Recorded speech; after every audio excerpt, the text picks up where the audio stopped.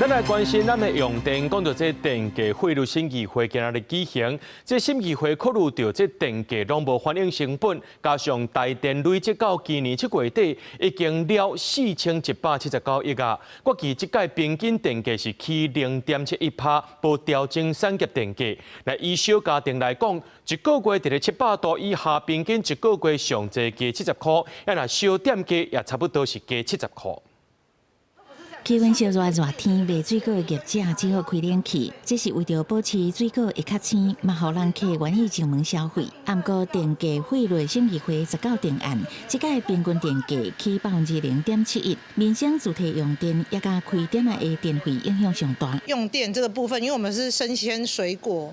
对啊，然后电价真的不要再涨了，因为真的很难赚。电价起落很惊人。电价汇率审议会指出，因为产业电价已经就业反映成本，所以这届无起。不过民生主体平均电价调整前是2.77块，比卖电成本3.8块较少。第电价无度反映成本，而且台电到今年7月底已经累积了4179亿，所以决定小可调整电价。整体而言的话，我们这次的调整的这个方案。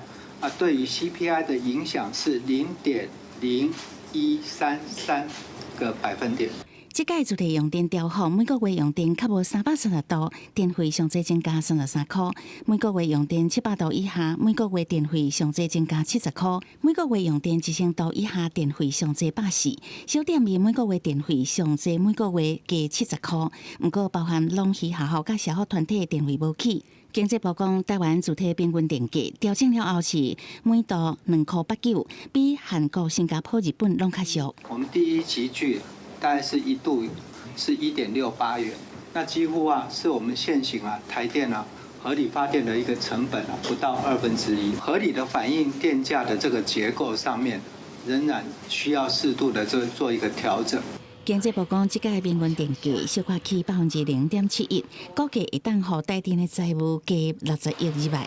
为着减少物价的波动，小店面700度以下一度是调悬1角，每个月上最是起70块。不过物价是不是会出现波动，也是爱密切注意。记者采访报道。